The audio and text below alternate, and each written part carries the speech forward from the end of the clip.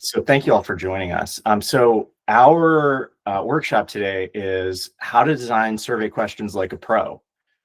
And a little disclaimer, it would be hard to squeeze survey expertise into just 60 minutes, but we're going to try. Survey methodology is something that takes a long time to learn. You can get a PhD in it. So we are going to do our darndest to pull out the absolute, what we think are the absolute essentials, and hopefully equip you with some knowledge that you can use in your day-to-day work starting immediately. So a little bit about us before we dig in. We are the UXR Institute, and our mission is twofold. It's to make it easier for UX researchers to build advanced skills and also to empower research leaders to share their expertise. So Harmony and I are both joining you today. We incidentally both live outside Washington, D.C., but we are not intending to be a closed operation. We are very excited to welcome new teachers. What our primary offering is live online courses because we believe those are the best way to learn deeply. So my next slide is going to be the first of two plugs, and that is come teach with us. We are very excited to welcome new teachers. We're building an expansive curriculum with courses focused both on methods and also on broadly research impact. And we've done a lot of market research, as you might expect from people who do this for a living. We've done a lot of market research over the last 9 months, and some of the courses that we've that have been requested of us are listed there, but that's by no means the limit. If you have any interest in sharing your expertise in the form of a course, our courses could run anywhere from 2 weeks to 6 weeks or longer. They're extremely flexible. The best part is we provide support in course development, so you're not on your own, and you're joining a community of peers who are dedicated to helping UX researchers level up their skills. So if you're interested at all, you know where to find me on LinkedIn. Would be happy to hear from you. Would love to hear what your interests are. With that, we will dig into our subject matter. So our subject today, as the title might lead you to expect, is surveys. And surveys are one of the most deceptively difficult research methods out there. The tough part is that there are tools that make it seem easy, but these tools are not going to tell you if you're making a major methodological mistake. So we're going to focus today on probably one of the easier issues to tackle, which is the actual design or wording of survey questions. There's so much that can go wrong right there that to us, this is the low-hanging fruit. We don't need to get into probability and sampling and all that stuff. We can probably help you level up pretty significantly just by focusing on the design of questions. Of course, the best way to learn is to dig in.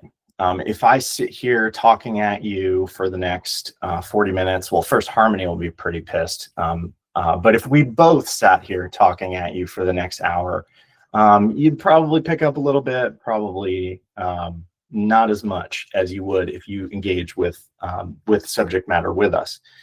So we're going to start with a little activity. And this is part of like giving away our approach to teaching this stuff. So the activity, we've got a little framing here. It's a company that we just founded called Helium AI. Just kidding, we didn't really found it, but it's copyrighted, so don't try anything if you really like this idea. So we use AI magic in order to help improve people's eating habits. And so a really important part of understanding our app's effectiveness is measuring users' eating habits over time. So we sort of need to take a measurement at certain points as they use the app. And the company is relying on this data in order to understand what's working and what's not. You could even throw in a further wrinkle and say the company's investors are looking closely at, is this app actually working? Are people gaining benefits from it, and are they sticking with it? So we're setting this context up to say this is a survey that's going to be very important. We've got a question for you. So we would like you to actually answer this question. And I'm going to shoot the Google poll feature out in your direction in just a moment. So we would like you to take this survey question, and admittedly, it's just one by itself, but answer this survey question as if you had received it, as if you were a user. But also take note of anything that comes to mind as you do it. Anything you notice, anything that makes the question difficult to answer, or that you notice about it where you feel like, okay, there's something not quite right here. Are we ready? Amazing. Okay, so you're going to see something pop up on your screen in a second, and just go ahead and answer that question. Ready? In 3, 2, 1. It's coming your way.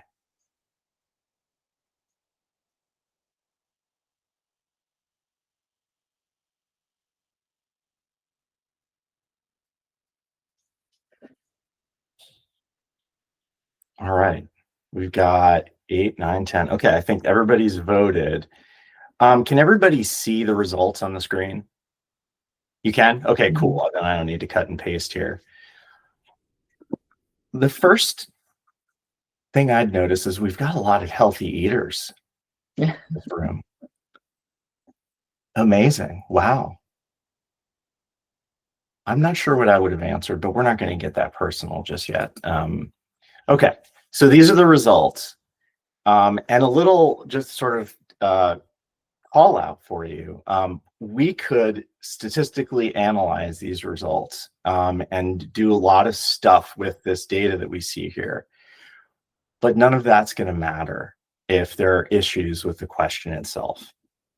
So after this whole setup, would like to turn it over to our audience members and ask, do you see any issues with this question? Admittedly, that question is itself pretty leading, but do you see any issues? If so, what are they? We'd love to hear them. It can be anything, big, small, nitpicky, big picture. You want to, when you read the question, when you consider yourself, you want to portray yourself in a positive way, whether it's true or not. You want to have a self-perception of yourself as a healthy eater. Whether you actually do it or not is a different story. Love it. Yeah, brilliant. Yeah. Also for me, like how often do you eat healthy? Surveys usually say data. So if we have numbers like 7 days a week, or like that would be a great, more authentic data rather than over here the often word is used already in the question and the same is in the answer. So like it doesn't indicate anything. Numbers like are important, like 1 day a week, 4 days a week, 7 days a week, like how often do you eat? So yeah. Amazing. So would it be fair to say that even the question is a little, that word often is a little leading? Yeah. Love it. Yeah. Excellent. Thank you so much. Thank you. Yeah. Piggybacking on both the points, sort of, it's also like if you want to sort of understand how often people eat healthy, instead of directly asking them that, you can probably ask about their eating habits and what is it that they're eating, to try to sort of figure out a pattern whether it's healthy or not. Because healthy itself is also something that's healthy to me might not be something that could be perceived healthy isn't actually healthy. So getting that information is not really getting you anywhere. So both often and healthy are ambiguous here, and the options itself, like someone pointed out, even if we just go by the question, the options are also problematic. Amazing. Awesome. Yeah, absolutely. So it really pays to pick apart individual words here. Absolutely. Shima? Yeah, I think, the word healthy can mean very different things to different people. So asking more specific questions of like, I don't know, like how often do you eat vegetables or something, something more specific, or like that could be split into different questions. The other issue is even the responses. I mean, somebody already mentioned that hardly ever, rarely are close to each other. But I think even if we set aside the fact that it's there's no numbers, I think not having numbers itself is okay sometimes. But I think the other issue here is this is not a balanced scale. So like usually you want to have like if you have a bipolar scale, right? So it's like, for example, like very satisfied to like not, dissatisfied or whatever, right? Like it's a bipolar scale, but this is not actually balanced because it's not clear what the middle point is here. So I think that's another issue. Amazing. Absolutely. Yeah, that's really great. Jennifer, it's a coincidence that we have the same last name. My thought was already shared by other smart people, which is the definition of healthy is ambiguous and also relative, based on who is interpreting it and what the how you're defining healthy. Excellent. Yeah, totally. Paul from Plano. Yes. Can you hear me? Yeah. Okay, great. Yeah, so just in my head, there were a number of different ideas going through it as I looked at this. You have the frequency question, then you've got, what does healthy mean? Then there's also time frame. I can remember what I had yesterday, but over the past month, I don't really know. Then when I finally got in my head what I was going to answer, I then looked at the response categories and, okay, how does that fit in here? So there's a lot of mental work that the respondent has to go through, and then how they approach that is going to really, affect the reliability of the responses across a lot of people. Absolutely. Yeah. So this exercise has proven that collectively you're all pretty perceptive and knowledgeable. And so a lot of this, what we'll do next is sort of just formalizing some of the knowledge that you all already have. But even so, we hope this is helpful because oftentimes, even if you're a person who designs a lot of surveys in your job, it's sometimes difficult to keep track of all this stuff at once. But I'm going to hand off to Harmony now, and we'll talk through some of the best practices to think about when designing a question. And then after that, we're actually going to hand it back to all of you and give you a chance to come up with either a better version or better versions of this question, and see if we can apply some of what obviously you already know, and then also what Harmony covers. Make sense? Mm-hmm. Cool. All right. All right. So I will talk about some of the best practices here, and a lot of these things, as you guys had shared, are touching on them, and we're just going to kind of, like Leo said, formalize it and talk about some of the best practices, and then also sort of what the impact is on the data if these things are not done. We can move to the next slide. So cognitive load, I know someone mentioned that this is a difficult question to answer because there's a lot of processing that has to happen to try to figure out what some of these words mean, how you map your own experiences onto the response scale.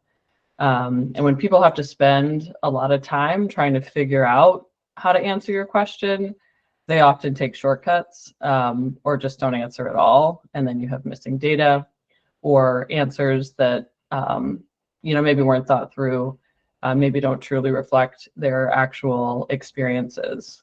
I think people talked about, healthy and like, what does that mean? There's a lot of different definitions, and it can mean different things or depend on different health conditions, different lifestyle, different age, gender, different things. But also, like, what does eat mean? We think it's sort of straightforward, but it's like, does that include things that we have had as a snack in addition to just meal times, or does it also include the things we're drinking? You know, protein shakes, like, you know, you could include, you know, it's like all the calories add up. So, but we don't really know what this question is actually trying to get at. And the time frame is a big one, which you all had mentioned as well.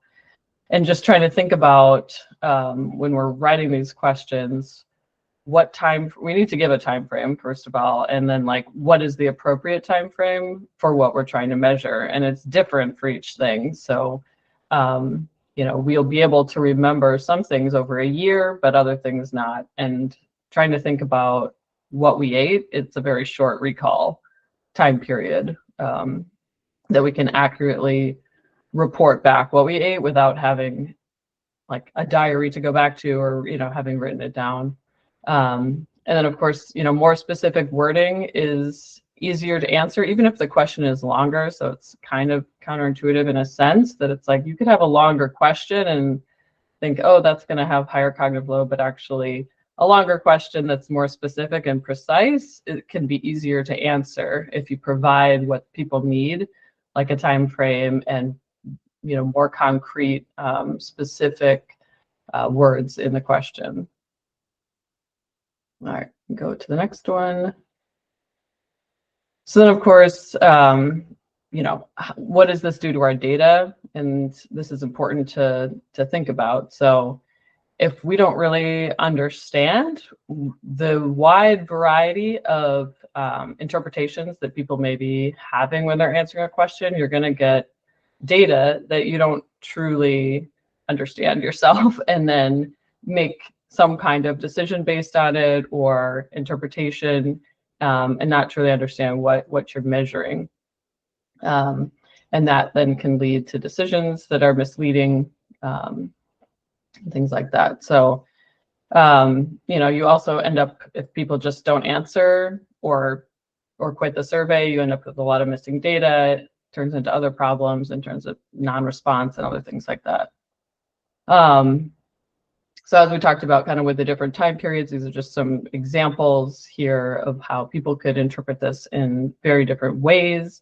Someone's trying to think over a long period of time and they have to do a lot of estimation and generalizing.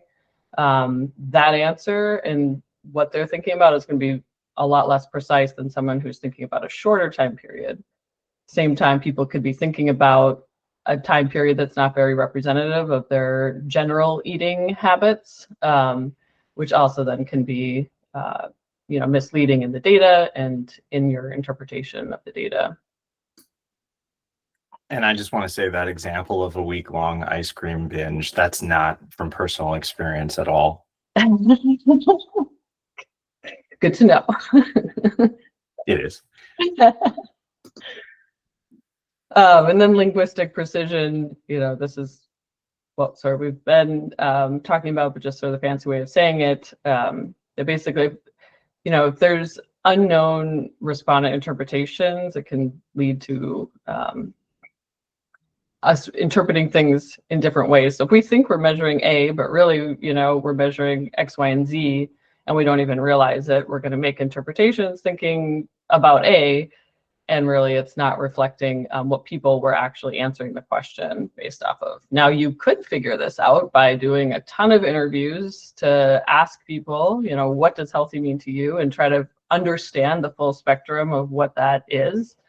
But that's like a whole lot of extra work that we may not have time to do. And so then we're sort of just left with, well, what do we think it means? Or what are we trying to measure?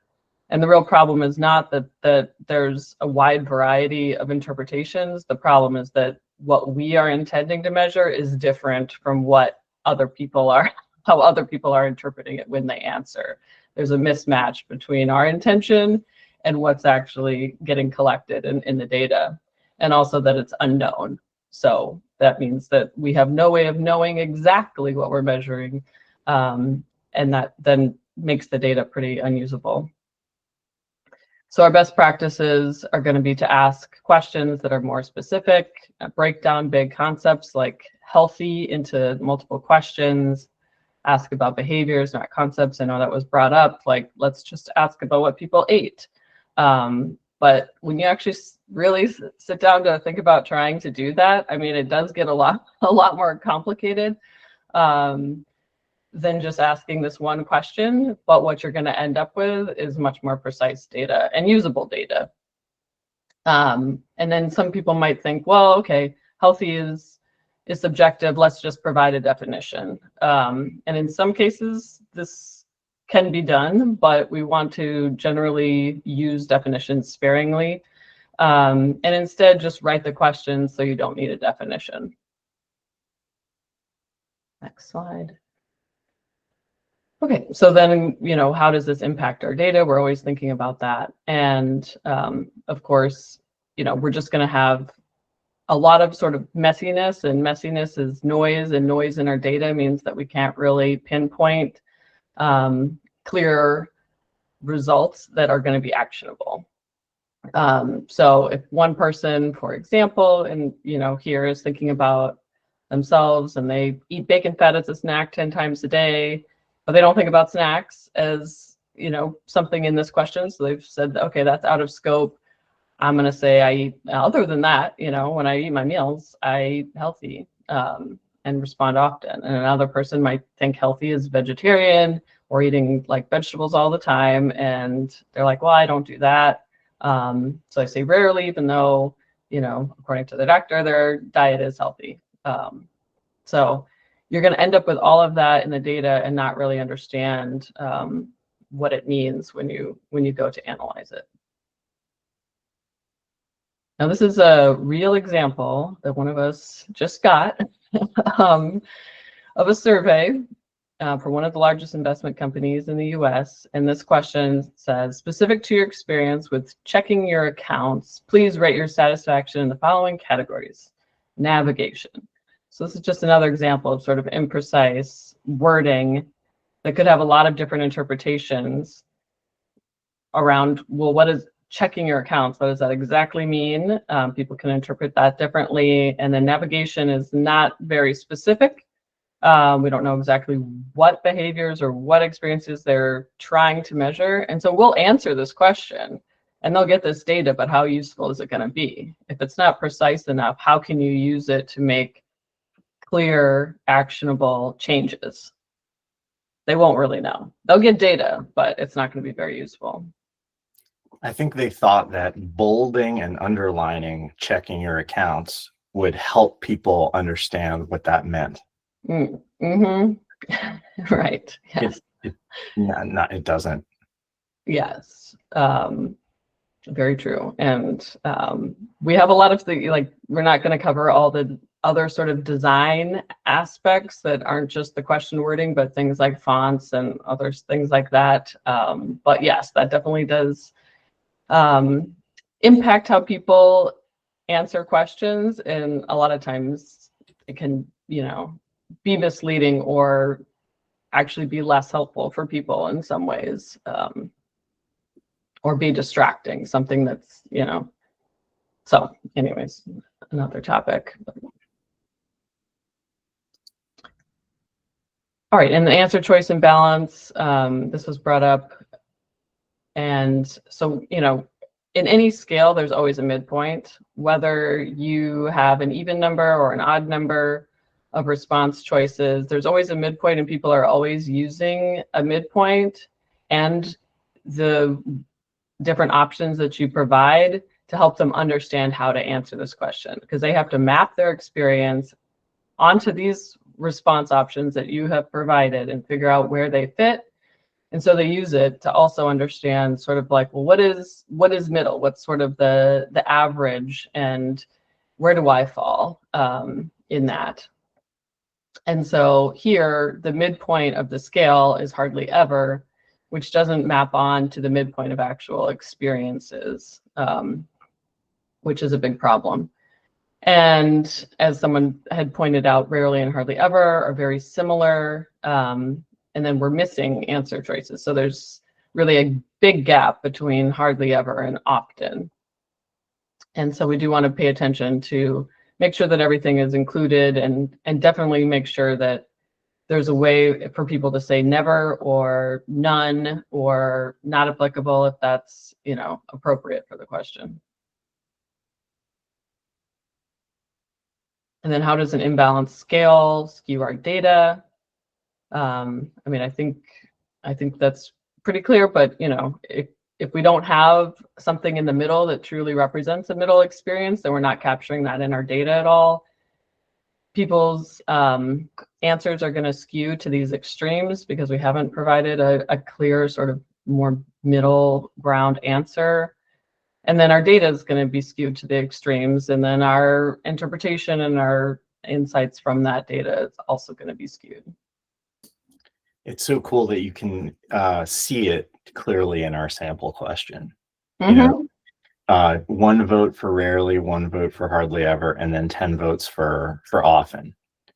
And so it's like we didn't provide the option of average, essentially. And I imagine there'd be a fair number of people. I myself would probably have voted somewhere in the middle.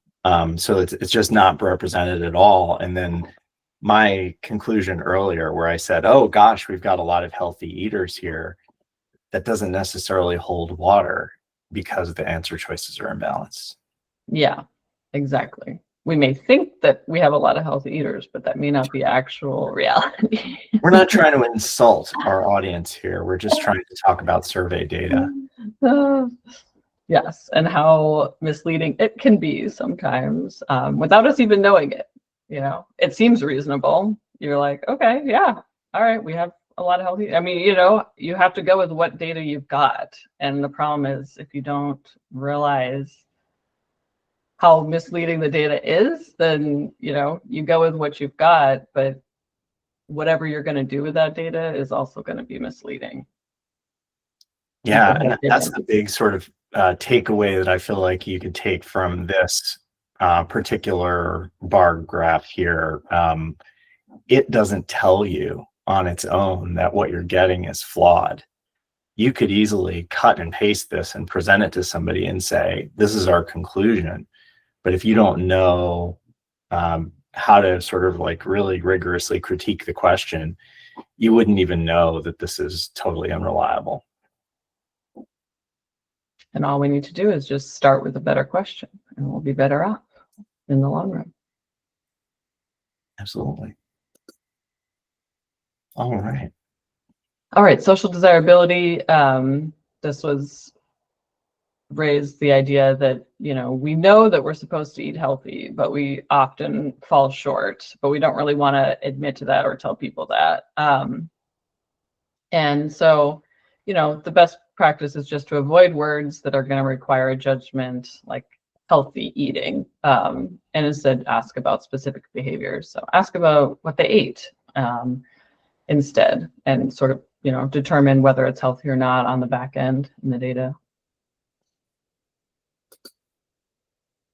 And of course, like most of these things, the impact is that your data will be skewed. So it's going to be skewed and it's going to look like, you know, people are healthier than they are, that this app is working better than it is. And we don't really know what the true reality is. And then that is going to have implications for whatever decisions are made based on this data.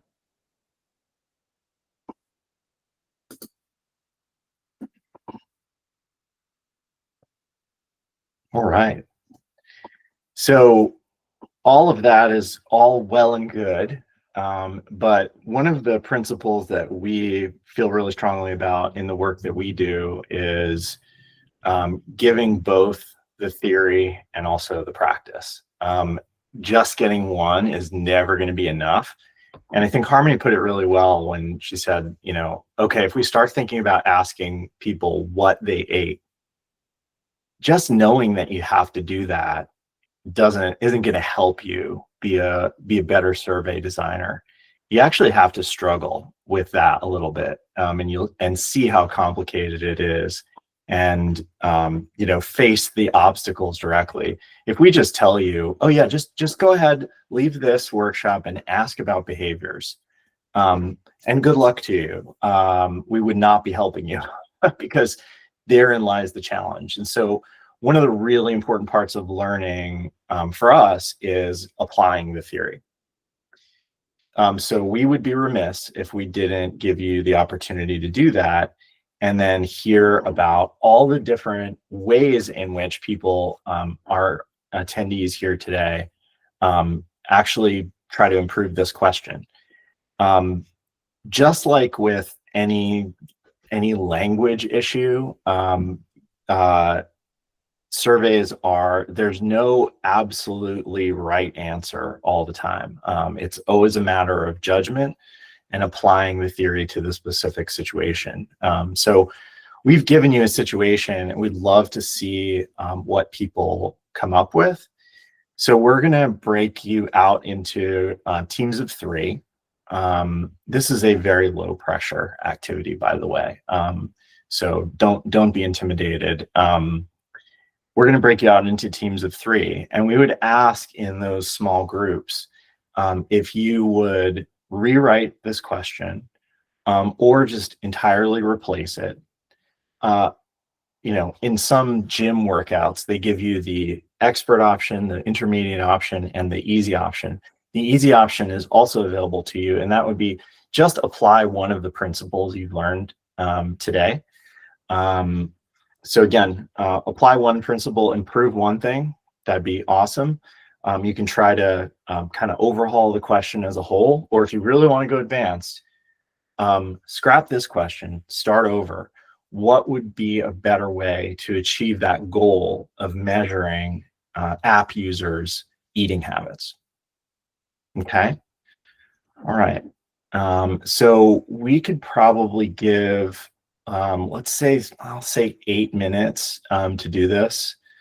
And what we'd love people to come back with when we come back to this main group, if someone could actually write out the improved question or the new question or questions that you've come up with, we'd love people to just share them with the group and also add them into the chat so that everybody can actually see them in writing.